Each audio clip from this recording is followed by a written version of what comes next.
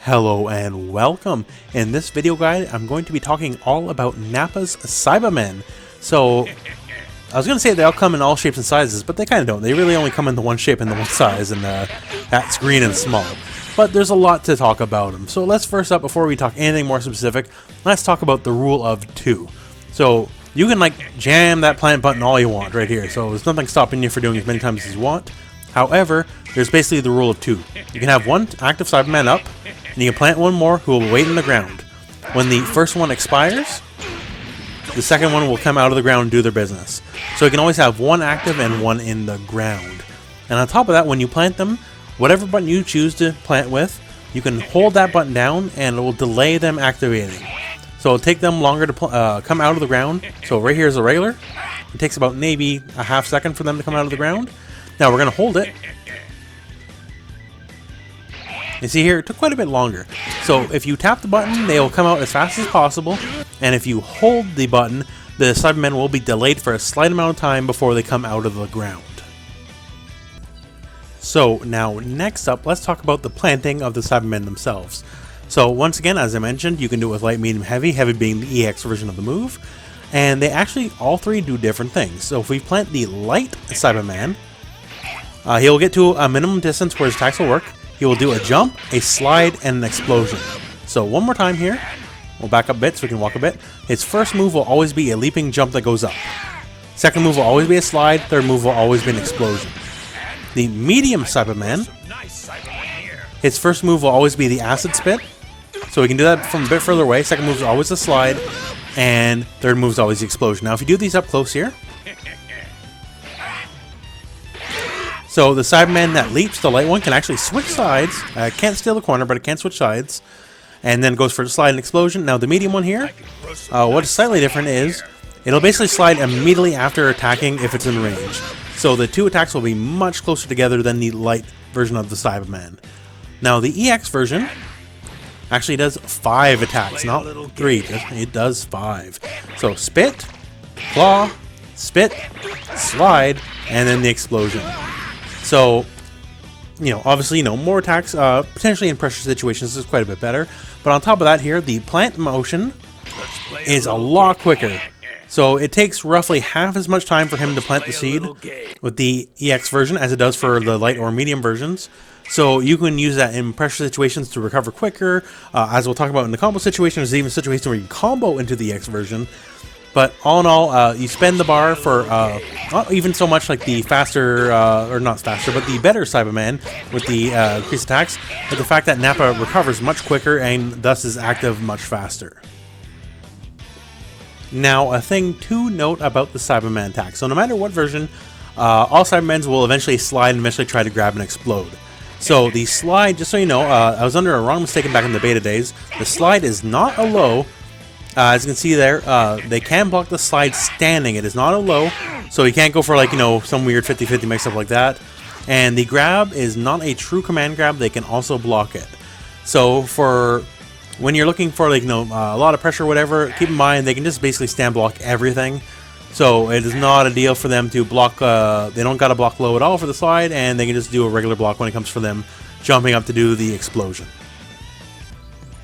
Now, for the average durability of a Saibaman, it is effectively 0. So a stiff breeze will knock him over, Kamehameha will beat him just fine to be sure. And you don't even need that, even a homing dash will literally just brush them aside. Any manner of attack will completely beat a Saibaman. Now, there is an exception to this in that, for one, if Nappa is in front of the Saibaman for whatever reason, as long as they're behind him, Nappa can block the hits just fine and the Saibaman will keep going. So specifically if you have the Saibaman that can spit, it can spit basically from behind Nappa and, save you from a bit of pressure. Now, on top of that, if you are being hit, the Saibaman will not go away if Nappa is being hit. So in this situation, I'm going to hit Nappa, and you see here it's fine. And not only that, the Saibaman, since it got behind me in that situation with the light, it actually saved me. So then Saibaman himself is not a terribly durable creature at all, but Nappa, he himself is durable, he's fine.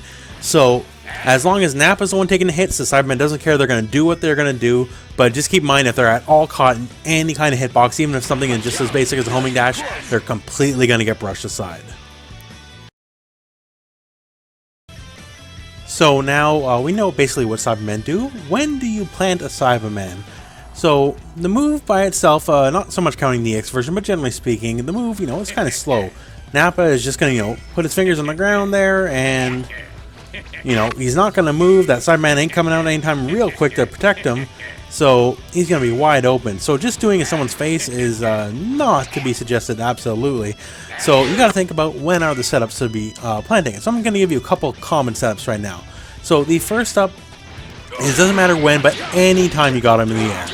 So basically, you got him in the air, you can cause the sliding knockdown there, and from that sliding knockdown, you can plant, and we'll recover before they do. Now, there is the issue of which tech did they pick. If they pick a back tech or otherwise stay close to the ground, it's much more favorable for Nappa. If they do an up tech, that's where things get a little bit tricky, because Nappa, his buttons don't really cover the up tech too much. Now, there's some other things about that, but it doesn't really cover the up tech, so if you immediately start attacking, they can just up tech and dash out, so that's not too scary. But you can also keep that in mind, watch the up tech, try to meet him in the air perhaps, and of course if they stay in the ground, then that's a whole other issue, but that's why this is a guessing game, right? But long story short, generally speaking, anytime you have them in the air, it's quite trivial to use the heavy, plant the Saibaman, and go from there. Now one thing there, so this was a mid-screen plant. I'm not going to say never, but for the most part, the mid-screen plants are not as strong. You definitely want to spend time getting in their face rather than planting Saibaman. If you do have to do a mid-screen plant, I would highly suggest the medium Saibaman, the one with the spit. So that point, once you're rushing forward, he can still at least attack, while Nappa is rushing forward with the spit once he gets into the minimum distance for the spit, as you can see there. And as we talked about before, so at that point, Nappa is effectively acting as a bodyguard for that Saibaman. So if he's blocking whatever, and Saibaman will still spit. If he is getting hit, then whatever, the Saibaman will still spit and potentially knock them out of hitting you and saving you from getting comboed. This happened to me several times before. So in this situation here, we're getting comboed. Oh, and the Saibaman saved you. And not only that, if you're really quick on the ball, you can get your own combo following from it.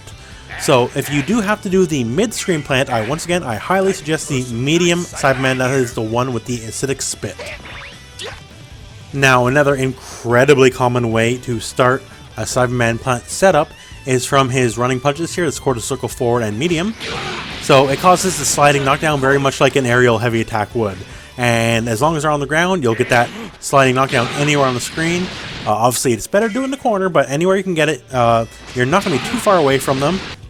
At least versus the aerial H. Now, of course, right there in that example, they did back tech.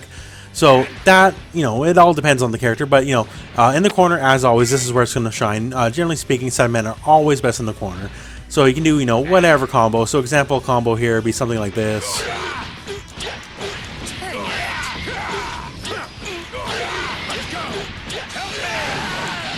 So we did the whole thing, and now we plant our Saibaman, and we can keep going.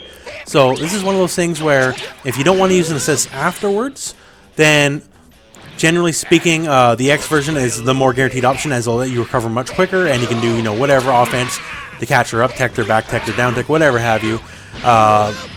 It'll just be incredibly more strong. Now, if you do the sliding knockdown with the punches here, and you do the light or medium plant, so something like this here, you will recover ever so slightly before then. So I'm going to pick the enemy Nappa just to show you that exact setup here, and we're both going to jab as soon as we can. So I now have the other Nappa set up to do the setup I was talking about, and I'm going to turn my inputs on here just so you can see how hard I'm mashing jab trying to get out of it after it starts. And no matter what I did, he was the one to recover first, even after the planting the Saibaman. So the ball is in his court. Now, as I mentioned earlier here, it is susceptible to the up tech. So say I know this exact setup is coming, boom, I'm out.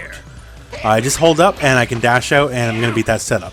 Now, the Saibaman's still active, Nappa can still do whatever he wants to do, but I'm just trying to show you that no setup is necessarily guaranteed in this situation, unless you want to add some assists to your pressure. So in this scenario, what we're going to do here is set the enemy's wake up to random. So I'm not even going to know what they're going to do. It's just going to be random. And keep in mind, it is this move, the quarter circle forward medium for Nappa, is always at ground recovery. It is never a mid-air recovery. So I'm just going to do what I'm going to do. I'm going to plant my Saibaman, and as I'm planting, I'm going to call Vegeta, and Vegeta is going to help lock down the enemy.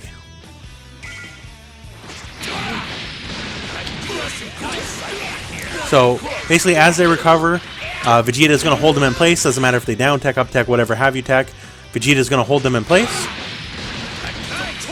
And, you know, all the more beautiful if it hits. It doesn't have to hit. The whole point is just for them to stay still, and then you can continue your pressure from there. So at that point, I know Vegeta will have them locked down, and Vegeta's not the only assist you can use necessarily. It's just, you know, it's the most obvious, most powerful example. But I have them held in place. You know, if it hits, beautiful, you can get a combo, whatever. But if not, they blocked, and, you know, that's the point where you plant the Saibaman anyways to get the block pressure going. And from then, you can just basically attack, attack, attack, and then they not only have to worry about you attacking them, they also have to worry about the alternating Saibaman attacks.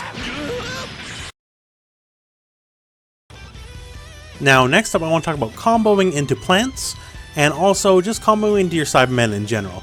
So, right now I have Android 16 here, and Android 16 will actually let you combo into your EX plant mid-combo and continue your combo. So it doesn't particularly matter what it is here, what the combo is, but what you're going to do here is, whenever you do your stand medium, that's the stomp here, you're basically very slightly afterwards to stomp, you're going to call your assist and plant. So it's going to look something like this. And you see there, we can keep our combo. Now, it's not infallible. You're not going to be able to like do a complete chain after that. You're going to have to go into your stand heavy or your crouch heavy or sweep or whatever have you very quickly, because it's not going to let you keep doing your combo chain long after that, but something like this.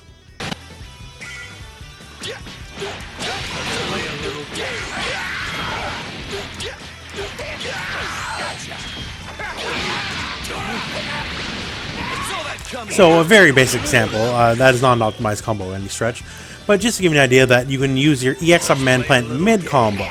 So Android 16 is not the only person to let you do this, but you do need someone that generally will not either leave them grounded, or at the very least will not take them too far off the ground, because if they go too far off the ground, then you're going to miss your combo. But just to give you an example on that front, how to do it mid-combo. So next up, I'm going to give you an example here. This presupposes you already got your hard knockdown, you already got your plant, and perhaps use Vegeta or another assist to cover your pressure while you have the setup ready. So once again, this presupposes all that happened, so we're just going to start right with planting the Saibaman and going into our pressure. So we're going to use the same starter, and we're going to mix a overhead and a low at roughly the same time. So once the enemy gets used to the setup, they still have to guess overhead or low. And both will end with the comboing into the Saibaman into, you know, basically a full combo.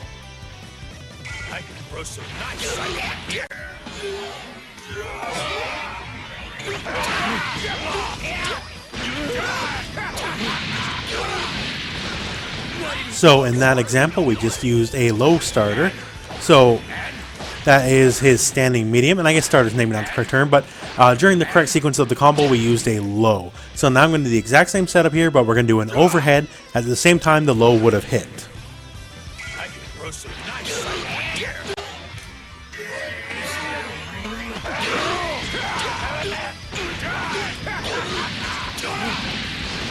So the exact same setup, however, in the place of where that low was before, we now have the overhead. So at the same juncture during the opponent have to dealing with that block string, you now have to guess overhead or low. So it's basically a 50-50. Now it is somewhat seeable, but you know, with the Saibaman attacking, it also gets a little more confusing.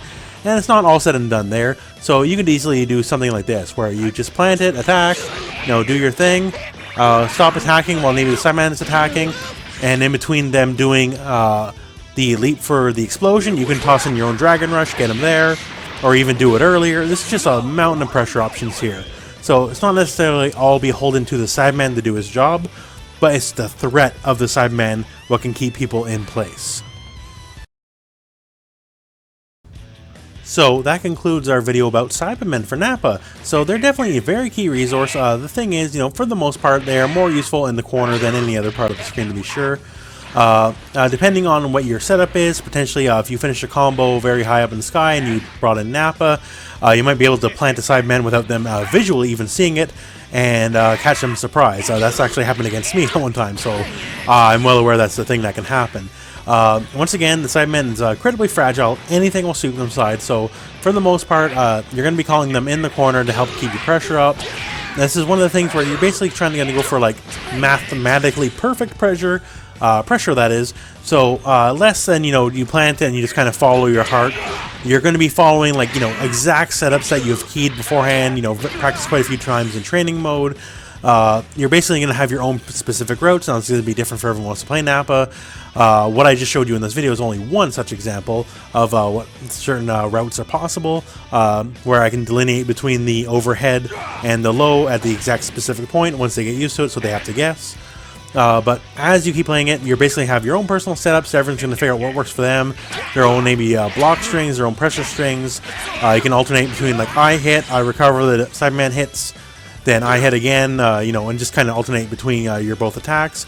And it's just super useful. Like, this is on top of you calling your own assists. It's effectively, a team of 4 instead of a team of 3 when the opponent's back is against the wall, because not only have to deal with you, they have to deal with your assists, they also have to deal with the Saibaman doing his thing. And that's where Nappa's, like, its #1 strength by a mile is in the corner. Nappa, honestly, mid-screen, he's not that great. Like, he has some really good buttons like stand heavy, but for the most part, his mid-screen game is not fantastic. But once he gets you in the corner, with the help of his little buddies, he is a true terror, and those little buddies are what make it all possible. So, play around, see what works for you. Saibamen are just a really big part of the game. I myself, I'm trying to use them more. Sometimes it's easy to forget and fall into the rut of you're doing what you do with any other character, but you really got to make use of them, because, that's what makes Nappa special over anyone else. But anyways, thank you very much for watching. I hope this video found you well. Go out and play some Dragon Ball.